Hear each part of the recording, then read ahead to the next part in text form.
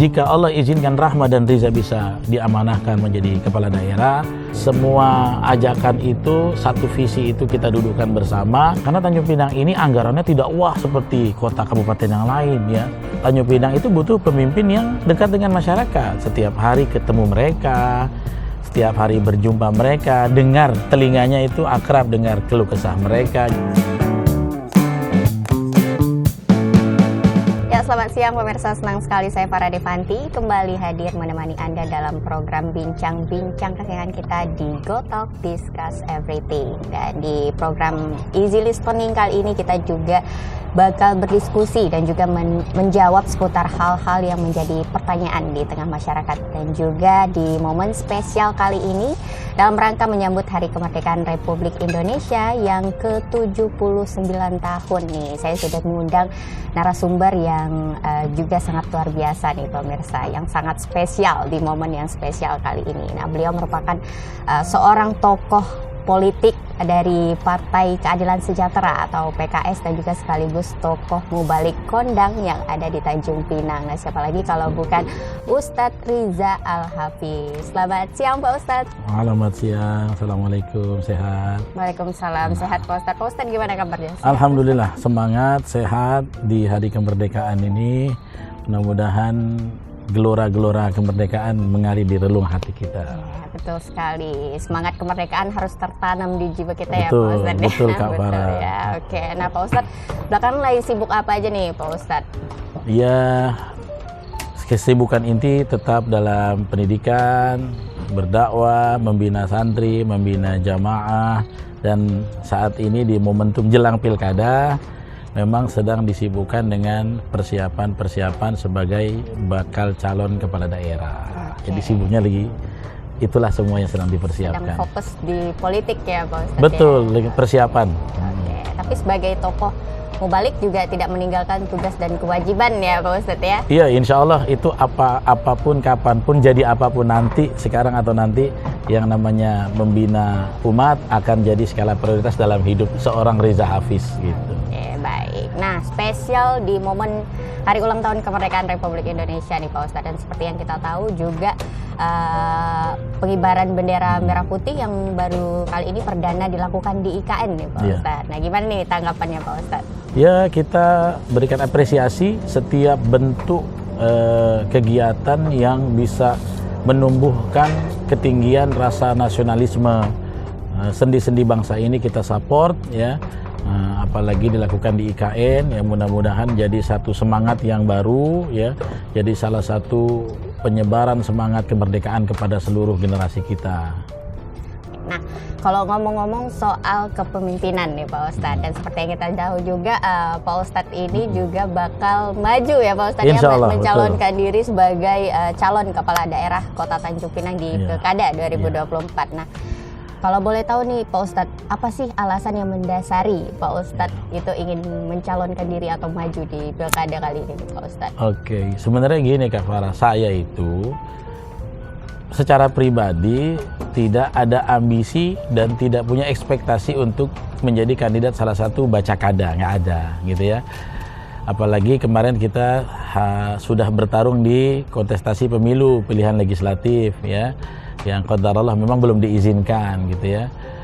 Sebenarnya secara pribadi tidak memiliki ambisi untuk menuju ke sana, tapi banyak sekali dukungan dari masyarakat, konstituen, tokoh-tokoh, komunitas-komunitas ya, untuk bisa ikut berkontestasi. Mereka menitipkan asa harapan mereka agar bisa diperjuangkan melalui saya gitu ya, karena mungkin mereka anggap ya figur saya, background saya bisa jadi corong untuk menyuarakan, memperjuangkan aspirasi mereka. Tadinya secara pribadi memang tidak ingin ya, karena mengingat banyak hal-hal yang untuk jadi kepala daerah tuh harus banyak variabel yang kita penuhi, tapi dengan bismillah ala kadarnya, karena dukungan masyarakat yang luas, tokoh-tokoh masyarakat juga luar biasa, akhirnya dukungan dari partai-partai juga deras ya. Ketika ini sudah datang kepada kami, maka ini adalah takdir Allah.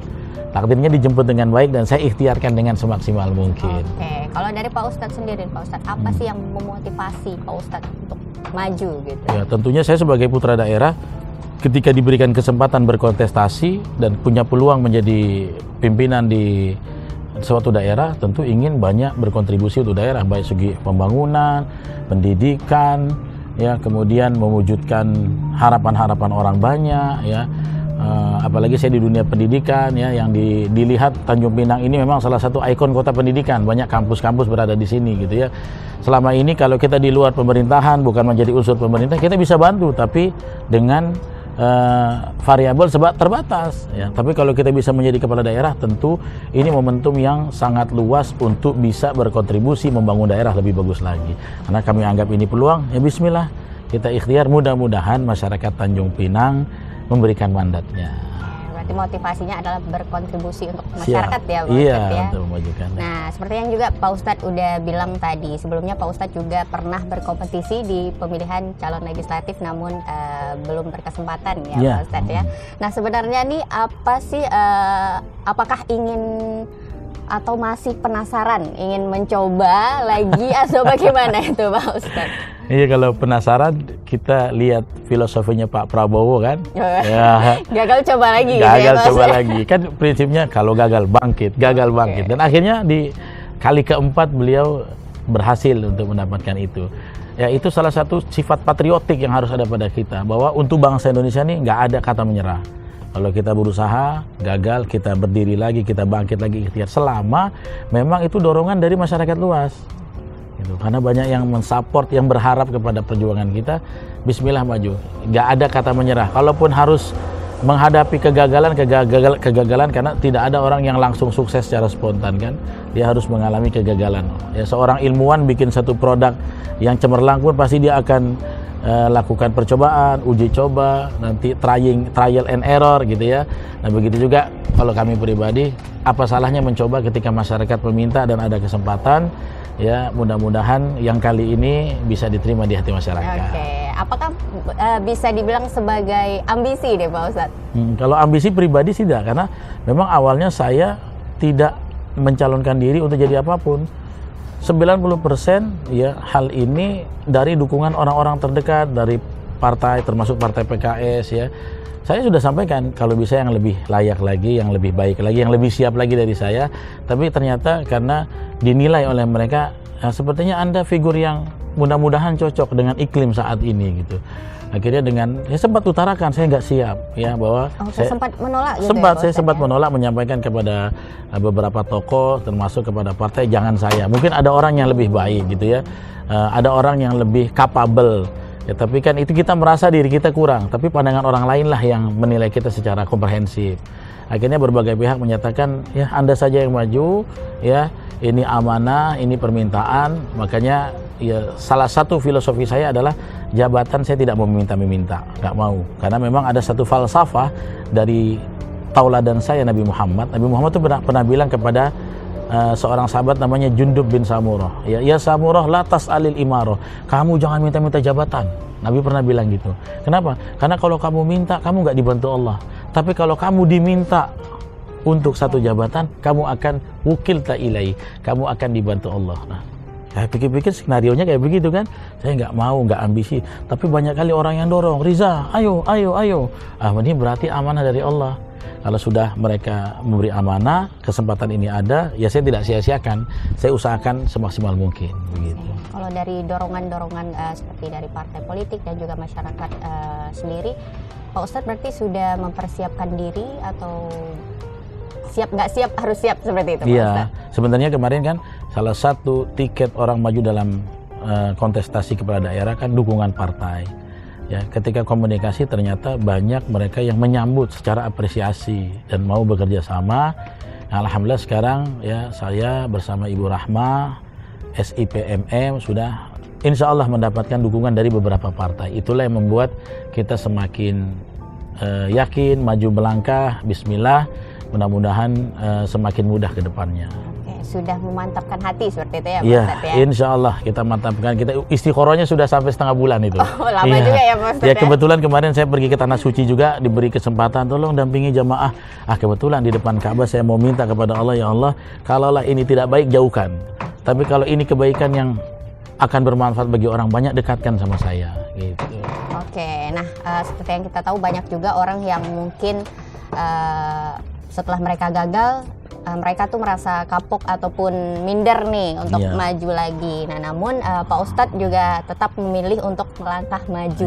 Nah, apakah ada pengalaman spesifik yang Pak Ustadz peroleh dari pencalonan sebelumnya sehingga membentuk keyakinan yang kuat dari diri Pak Ustadz seperti itu, Pak Ustadz? Iya, jadi banyak teman-teman, tokoh-tokoh tuh bilang kalau di kontestasi pemilu legislatif belum rezeki, mungkin di kepala daerah rezekinya gitu. Jadi mereka bilang begitu. Ya kalau di sini belum diamanahkan, kayaknya di sini awak cocoknya gitu ya. Itulah yang membuat spirit di hati kita tuh yang tadinya ya namanya orang kalah pasti ada rasa lelah, letih ya. Bangkit lagi, bangkit lagi, bangkit lagi. Jadi didorong terus sehingga keyakinan kami semakin mengkristal gitu ya. Ini grassroots ini menginginkan luar biasa. Kalau kita sia-siakan kan mengecewakan banyak orang. Apa salahnya kita mencoba lagi gitu ya? Apa salahnya kita ikhtiar lagi selama untuk kepentingan masyarakat, selama bangsa ini, untuk demi kebaikan bangsa ini, selama yang minta adalah rakyat, ya kita bismillah, kita ikhtiar terus. Berarti sudah belajar dari pengalaman sebelumnya ya Pak Ustadz sudah 2 kali merasakan pedihnya kekalahan ya. Lalu bagaimana nih antisipasi ke depannya atau ke depannya lah gitu, seperti itu motivasinya atau bagaimana? Tentunya walaupun yang namanya kontestasi legislatif dan kepala daerah itu berbeda konstelasinya, tapi kami mengevaluasi lah mana titik-titik, ceruk-ceruk, komunitas-komunitas ya yang belum tersentuh dengan maksimal. Nah, di pemilihan kepala daerah ini akan kami evaluasi, akan kami lakukan pumping, kami booster lebih banyak lagi supaya lebih banyak ya titik-titik dukungan untuk maju ini. Dan kemudian memang pileg itu berbedanya karena pilihannya begitu heterogen, banyak calonnya banyak ya. Terus terwarnai dengan warna partai, sementara kepala daerah ini memang yang dilihat adalah figuritasnya ya. Mudah-mudahan ya kami yang tentunya banyak kekurangan ini bisa menjadi harapan banyak orang gitu ya. Kira-kira cocok nih titip sama beliau gitu ya. Ya mudah-mudahan itu bisa kami jawab dengan memperjuangkan amanah mereka. Kalau dari segi tantangan sendiri Pak Ustadz, lebih sulit mencalonkan diri sebagai legislatif atau sebagai kepala daerah? Dua-duanya sulit, pasti ada tantangannya ya. Tapi memang kalau di kepala daerah ini irisan-irisannya tuh tidak begitu kuat. Jadi kalau orang di legislatif tuh lihat partainya apa, warnanya apa gitu. Sampai nomor urutnya apapun banyak pilihan ya, banyak pilihannya banyak. Ya, sementara kalau kepala daerah umpamanya ada 3 pasang calon, berarti kan hanya ada 6 figur yang akan menjadi kecenderungan masyarakat gitu. Jadi irisan tentang opsi pilihan itu semakin sedikit. Makanya sebenarnya lebih mudah. Namun sulitnya apa? Karena wilayah teritorialnya makin luas. Nah, tapi kebetulan saya kan memang maju di daerah Tanjung Pinang. Dulu pileg kepemilihannya juga Tanjung Pinang. Jadi saya sama aja maju lagi di dapil yang sama dengan tingkat kompetitor yang lebih kecil gitu. Maka bismillah saya meyakini mudah-mudahan masyarakat mau sama-sama berjuang. Mudah-mudahan dari pendapatan suara kami di pileg yang 6.000 lebih ini di pilkada akan lebih berkali lipat lagi dari itu. Karena itu tadi kompetitornya semakin kurang. Sejauh ini nih Pak Ustadz, bagaimana sih Pak Ustadz respon ataupun dukungan dari orang-orang terdekat seperti misalkan keluarga, kerabat maupun masyarakat-masyarakat?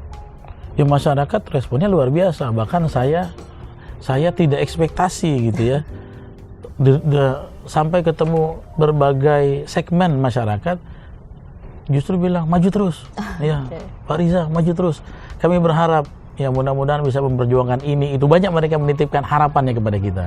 Ya, akhirnya justru saya kaget kok tidak ekspektasi sebesar ini dukungannya. Ternyata alhamdulillah banyak disambut baik dan sampai sekarang juga begitu. Sampai tadi malam kita bertemu dengan relawan dari lintas forum ya, dukungannya semakin deras, bahkan sampai sekarang ini banyak yang minta ketemu untuk menitipkan narasi-narasi perjuangan yang karena tahapan kesibukan masih banyak forum-forum yang belum saya temui langsung karena mengingat persiapan ini salah satu berarti respon masyarakat luar biasa gitu ya.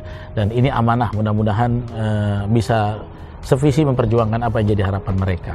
Berarti banyak juga harapan-harapan yang dititipkan oleh masyarakat melalui Pak Ustadz Iya, seperti betul, itu ya Pak Ustadz betul, ya? betul. Banyak sekali pihak-pihak yang saya tidak duga tadinya. Telepon, saya bantulah awak di mana ya. Kita ketemu, saya mau sampaikan sesuatu gitu. Jadi banyak harapan yang dititipkan. Ini luar biasa kan? Berarti perasaan kita tuh seperti aku adalah orang yang harus memperjuangkan ini ya. Di pundakku ini sekarang diemban dan mudah-mudahan bisa diterima mayoritas masyarakat Tanjung Pinang. Merasa terbebani nggak Pak Ustadz dengan harapan ataupun titipan-titipan yang dari masyarakat yang begitu banyaknya seperti itu? Iya, sebenarnya namanya amanah itu kan beban, tapi beban itu kan akan dipikul oleh orang yang ya Allah Subhanahu wa taala kasih kepada orang yang mampu. La yukallifullah nafsan illa wus'aha ya. Berarti ketika kita dikasih beban itu, kita doktrin kepada diri sendiri. Ini memang dikasih beban ini karena engkau mampu. Sanggup ya, nggak mungkin dikasih yang nggak sanggup gitu ya.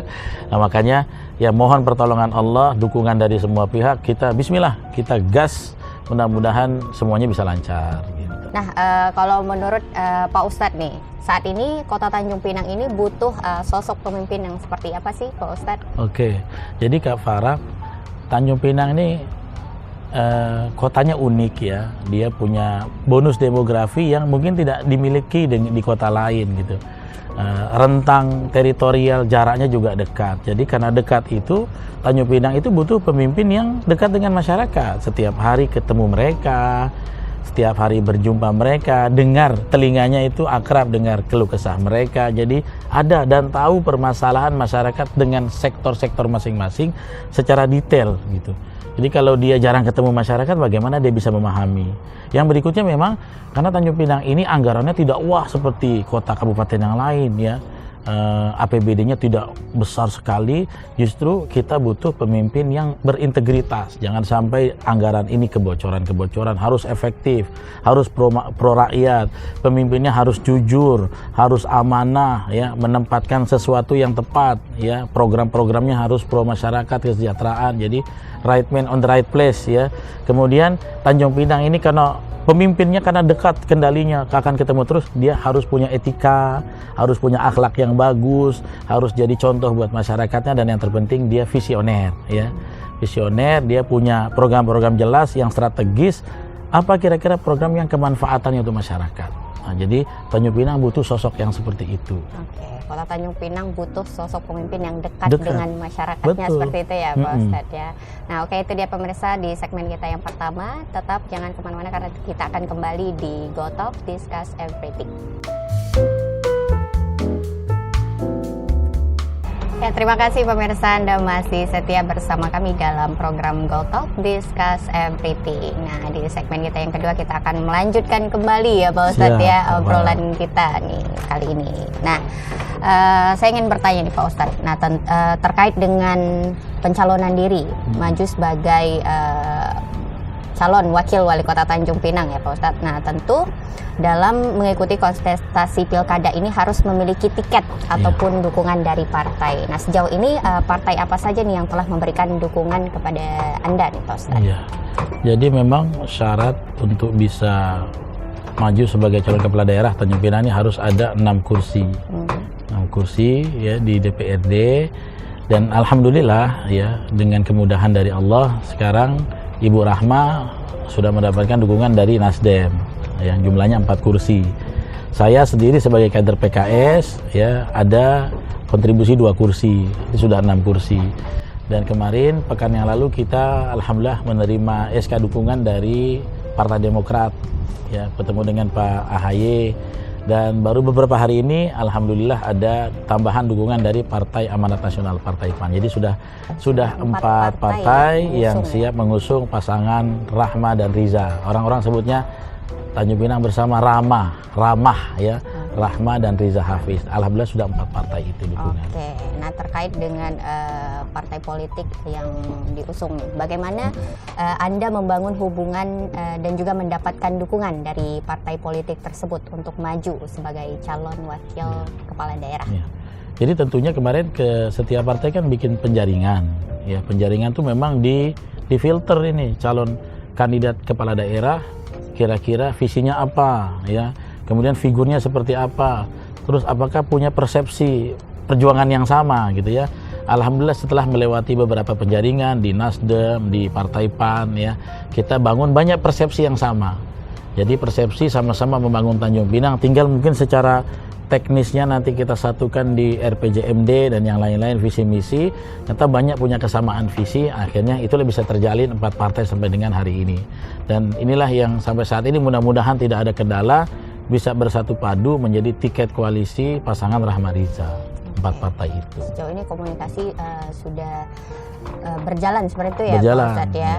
Nah, oke. Lalu apakah dukungan dari partai politik ini akan mempengaruhi kebijakan ataupun program-program yang akan Anda tawarkan kepada masyarakat, Pak Ustadz? Ya tentu partai politik harus seia sekata, seirama ya.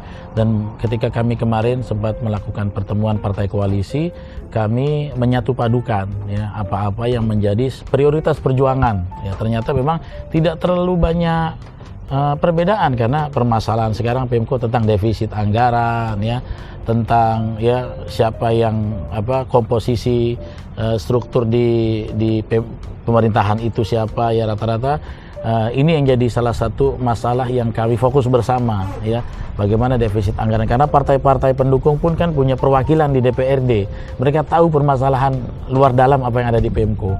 Jadi sepertinya tinggal kita bangun bersama ya, perahu ini bersama, kita mengatasi bersama dengan ide-ide yang baik dari mereka, kita satukan dalam perjuangan ini. Berarti sudah sepaham, bisa dibilang seperti itu ya, Pak Ustadz? Iya, sudah satu paham. Terkait pencalonan Ustadz Riza dan juga Ibu Rahma nih. Nah, kenapa Pak Ustadz memilih sosok Ibu Rahma untuk berdampingan dengan Pak Ustadz? Sebenarnya yang milih bukan saya ya. Oke, dipilih seperti itu Pak Ustadz ya. Karena memang beliau mengajak saya sejak lama dari sebelum pileg. Ya untuk Pak Riza, sama-sama kita berjuang ya. Yuk nanti yuk, tapi kan kita bicarakan pilkada masih prematur saat itu. Beliau yang mengajak, karena menurut beliau ya saya punya satu tekad yang sama dengan beliau untuk Tanjung Pinang lebih baik, lebih bagus lagi. Nah, akhirnya setelah selesai pemilu ya, semua ajakan itu, satu visi itu kita dudukkan bersama. Dan kenapa akhirnya ajakan beliau itu saya okekan, saya iakan untuk bersama. Sebenarnya saya sudah menjalin dengan berbagai kandidat, sudah menjalin komunikasi dengan berbagai kandidat, dan itu kewajiban semua partai. Jadi semua arah kita sudah coba, tapi untuk Tanjung Pinang memang untuk saat ini Ibu Rahmah adalah sosok yang tepat. Tadi karena saya bilang pemimpin itu harus dekat dengan masyarakat, tidak boleh ada gap. Nah, beliau salah satu orang yang dekat dengan masyarakat ya. Beliau sangat down to earth ya, membumi dengan siapa bisa bersatu, di atas, di bawah, di tengah ya. Dan beliau juga punya visi untuk perhatian kepada UMKM ekonomi. Buktinya banyak titik-titik UMKM yang beliau inisiasi ya, di Akau, di Street Food Bintan Center dan tempat-tempat yang lain, karena pro dengan masyarakat. Dan yang ketiga, beliau pro pendidikan ya, dengan program baju gratisnya ya, pendirian Quran Centernya dengan beasiswa. Nah, inilah yang membuat ya untuk saat ini Ibu Rahma adalah pilihan tepat untuk kita berjuang bersama, karena konsep-konsep perjuangannya ya sedikit banyak sama dengan ketulusan niat kita untuk dari PKS dan teman-teman masyarakat harapkan gitu. Berarti yakin bersama Bu Rahma? Insya Allah saya akan, mudah-mudahan semuanya lancar, menjadi wakil daripada Ibu Hajar Rahma SIPMN. Oke, nah sebagai pendamping ataupun wakil calon dari Ibu Rahma, bagaimana Pak Ustadz menilai dari sosok pribadi dari Ibu Rahma sendiri? Ya, beliau salah satu orang pemimpin ya, pernah memimpin Tanjung Pinang. Masyarakat bisa menilai kiprah beliau, dan beliau mengatakan ya, Pak Riza dampingi saya, lengkapi apa-apa yang tidak ada pada sisi saya. Bapak punya ilmu agama, ilmu pendidikan, walaupun tentu masih banyak kekurangan. Beliau minta saya lengkapi di situ, manajerial tentang pendidikan, karena Tanjung Pinang ini kan salah satunya kota wisata, kota pendidikan ya. Maka memang ya salah satunya saya banyak dapat dari masyarakat, pemimpin Tanjung Pinang tuh harus punya jiwa pendidik. Karena dulu almarhum ayah kita Pak Syarul kan seorang guru cikgu ya. Dari semua kandidat memang banyak harus punya jiwa pendidik supaya Tanjung Pinang bisa betul-betul mengeluarkan produk-produk, kebijakan-kebijakan yang pro kepada pendidikan. Maka beliau meminta sama saya, ya beliau mau untuk diberikan masukan ya, untuk rembuk bersama gitu. Akhirnya oke, kita sejalan ya, mudah-mudahan sampai pendaftaran nanti lancar semua. Nah, ya Pak Ustadz, seperti yang kita tahu juga sebagian besar adalah pemilih dari generasi milenial ataupun Gen Z nih Pak Ustadz. Nah, jadi jika terpilih nanti, program apa yang menjadi prioritas yang akan diperjuangkan untuk kaum milenial dan juga Gen Z, terutama di era teknologi sekarang yang sudah semakin canggih seperti ini Pak Ustadz? Iya, betul. Ya, pemimpin Tanjung Pinang itu harus perhatian kepada generasi penerus, khususnya Gen Z ini ya. Apa saja yang akan dilakukan? Ya, yang pertama sekarang kan eranya teknologi 5.0 ya, AI. Jadi nanti Pemko akan melakukan kegiatan-kegiatan tentang ya skill bagaimana anak-anak muda ini bisa cakap dalam menggunakan teknologi AI ya. Kemudian pelatihan berbasis desain grafis yang zaman ini banyak digunakan ya. Kemudian Pemko ke depan beritikat untuk mendukung kegiatan seni dan budaya ya, seperti seni pantun ya. Sekarang tokoh-tokoh pemantun Tanjung Pinang ini banyak orang-orang tua, generasi muda kurang tertarik. Nanti kita akan bikin ya workshop bagaimana anak-anak muda ini gemar kembali berpantun. Bahkan saya sudah sampaikan kepada Bu Rahma bagaimana kalau kita buat event ya, yang eventnya itu mungkin pentas seni ya, nanti bisa di tepi laut ya, nanti disampaikan tentang lomba puisi, lomba pantun, supaya keinginan gairah berbudaya masyarakat anak-anak muda ini tidak hilang ya. Dan yang berikutnya memang kami ada satu program, yaitu memfungsi maksimalkan lahan tidur Pemko. Ada misalnya ya, kami sedang observasi, Bu Rahma tahu datanya, ada lahan tidur Pemko yang mau kita bangun menjadi balai olahraga. Ya, sekarang kan lagi zamannya orang Bayan Combat ya, kemudian tinju. Nah, dan di Tanjung Pinang ini ada beberapa coach yang memang kurang terperhatikan. Nanti Rahma Riza akan memperhatikan hal ini ya, supaya anak-anak yang punya kemahiran dalam boxing, Muay Thai diberi ruang, diberi fasilitas, supaya nanti dari Tanjung Pinang Gen Z-nya merasa diperhatikan, bisa berkarya tingkat nasional bahkan internasional ya. Di Batam kita pernah dengar JK Saragi ya. Tanjung Pinang mudah-mudahan punya anak-anak muda yang bisa berkarya, dan pemimpin Tanjung Pinang harus wajib memiliki perhatian besar kepada generasi muda ini.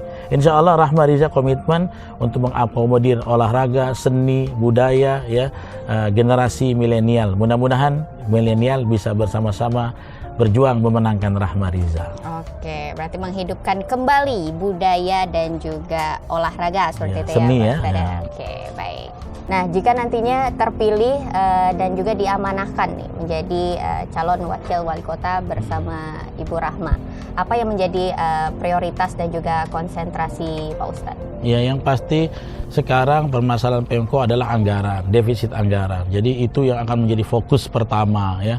Bagaimana Pemko Tanjung Pinang ini, jika Allah izinkan Rahma dan Riza bisa diamanahkan menjadi kepala daerah, akan melakukan rehabilitasi finansial ya, bagaimana nanti pemimpin ini bisa ya mencari kegiatan-kegiatan yang berbasis perpajakan, bisa kontribusi kepada PAD.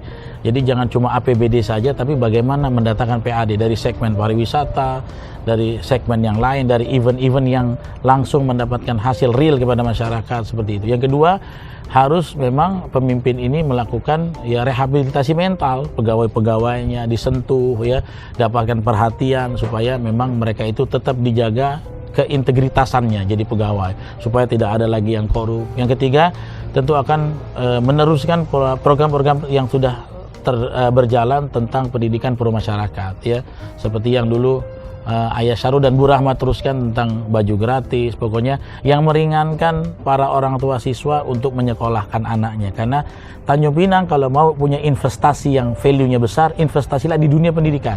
Itu bukan menghabiskan anggaran, tapi menginvestasi anggaran. Anak-anak kita kan yang disekolahkan dengan dibantu pemerintah, nanti jadi orang hebat, jadi ahli, dan dia bisa berkontribusi untuk daerah. Jadi itu yang akan kami lakukan ya, bagaimana memajukan ekonominya, merapihkan struktur pemerintahannya, dan bagaimana memajukan pendidikan yang pro masyarakat. Oke, nah lalu strategi perubahan seperti apa yang dilakukan untuk memastikan kesuksesan dalam pencalonan Anda di Pilkada kali ini, Pak Ustadz? Ya tentu kita harus banyak observasi ya dari pemerintahan yang sebelumnya, apa segmen yang kurang harus dikomunikasikan, diobservasi mana yang harus diperbaiki ya, apa yang harus diprioritaskan, mana program-program yang efektif, mana yang non efektif harus kita korbankan gitu. Pemimpin memang harus berani mengambil keputusan. Harus berani seperti itu. Berani ya, mengambil ya? keputusan. Oke, nah dari kalau menurut pandangan Pak Ustadz nih kan terkait pencalonan, ada juga yang pro dan juga ada yang kontra seperti itu ya Pak Ustadz ya. Bagaimana tanggapan Pak Ustadz terkait dari pandangan masyarakat yang menilai bahwa sosok seperti seorang mubalik seperti Pak Ustadz itu bisa dibilang kenapa sih harus ikut berpolitik gitu? Kenapa tidak berfokus kepada dakwah saja? Kenapa harus terjun ke politik seperti itu? Bagaimana Pak Ustadz menilai? Ya, pertama semua pasti ada pro dan kontra ya. Tapi mudah-mudahan setelah ada podcast ini yang kontra pun jadi pro juga. Harapan kita begitu. Melihat sisi Pak Ustadz lebih dekat seperti itu ya Pak Ustadz ya. Jadi tidak seperti yang di framing lah beberapa pihak. Kenapa nggak jadi mubalik? Mubalik tetap. Kenapa berpindah? Nggak pindah. Kalau kita jadi kepala daerah, dakwah kita akan lebih kuat. Dan saya sudah sampaikan kepada jemaah-jemaah saya, Riza Hafiz tidak akan berubah menjadi apa, tidak akan kemana-mana, dia tetap akan berdakwah. Kan indah tuh kalau ada wakil wali kota berkhutbah jadi imam, wakil wali kota membina pengajian langsung di dinas dia yang ngajarin gitu ya. Jadi dunia dakwah ini sampai mudah-mudahan sampai akhir hayat Riza Hafiz tidak akan pernah hilang, tidak akan lekang. Ya, jadi jabatan itu hanya sebagai penunjang saja gitu ya. Jadi penunjang saja, dan di undang-undang negara kita pun semua orang berhak untuk ikut dalam kontestasi ini, dilindungi oleh undang-undang siapapun saja selama dia punya hak warga negara, dia melengkapi berkas-berkas, dia tidak dicabut hak pilihnya, siapapun boleh. Jadi di zaman kemerdekaan demokrasi ini nggak boleh tuh. Kenapa profesinya ini jadi ini, nggak boleh ya. Kita lihat Pak Jokowi aja yang latar belakangnya pengusaha furniture jadi presiden. Itu tandanya iklim demokrasi harus mendukung ini. Siapapun boleh.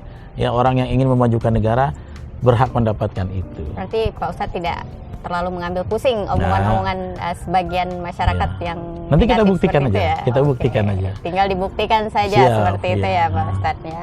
Nah terkait pengalaman Pak Ustadz nih, sejauh mana Pak Ustadz memahami persoalan tentang politik manajemen, birokrasi ataupun pembangunan daerah nih Pak Ustadz? Nah ini banyak yang bicara seperti bertanya tentang manajemen ya, apakah seorang yang berlatar belakang pendidik ya mubalik bisa untuk mengatasi masalah-masalah ini.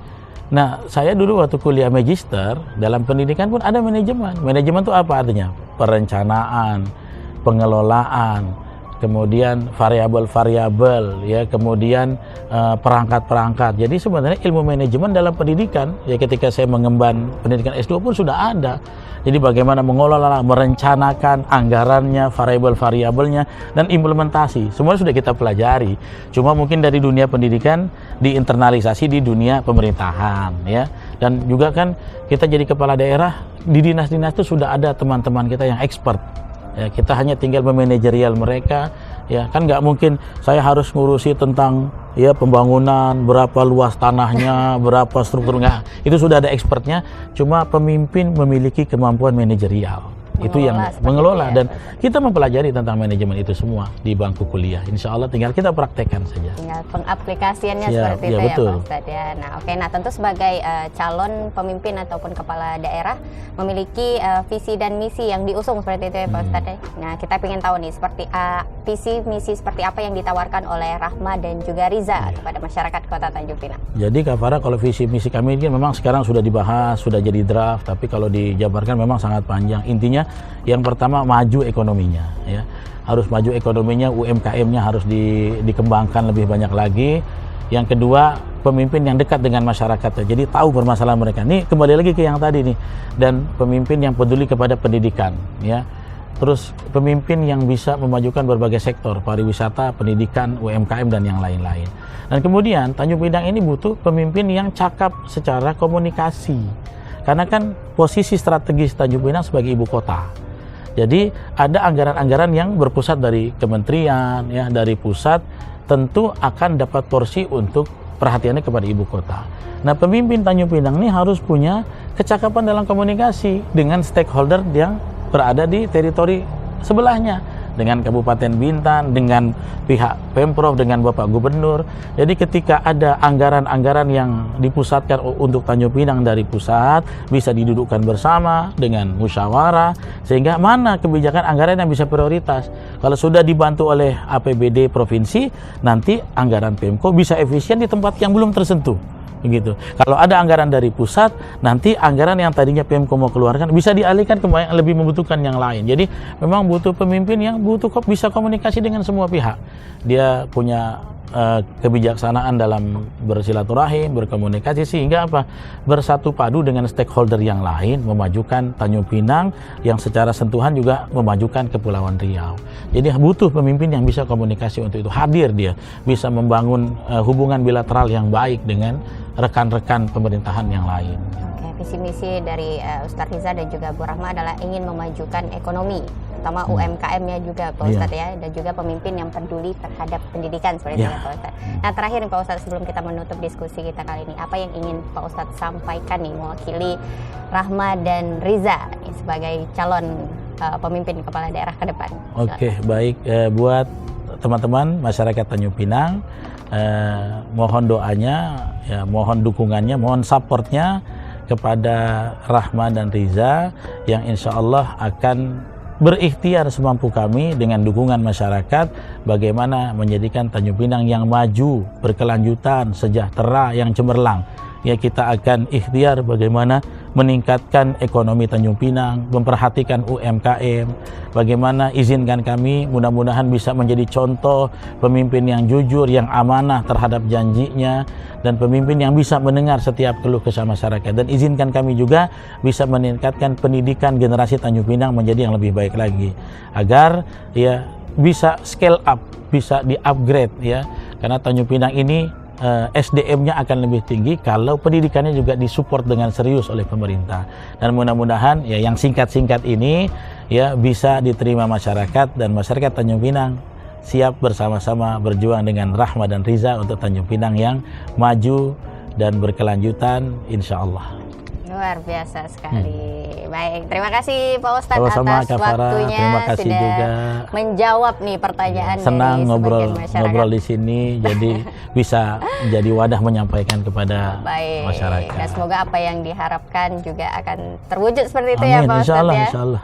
Oke, baik. Nah itu dia tadi pemirsa hasil diskusi dan juga perbincangan kita pada hari ini, dan juga di spesial momen kali ini dalam rangka Hari Ulang Tahun Kemerdekaan Republik Indonesia, saya Farah Devanti mewakili segenap kru yang bertugas mengucapkan selamat Hari Ulang Tahun Kemerdekaan Republik Indonesia yang ke-79. Dan semoga Indonesia semakin terus maju, dan juga semoga kepemimpinan yang kuat dan visioner dapat membawa bangsa ini menuju ke masa depan yang lebih cerah. Merdeka! Saya Farah Devanti pamit undur diri, sampai jumpa.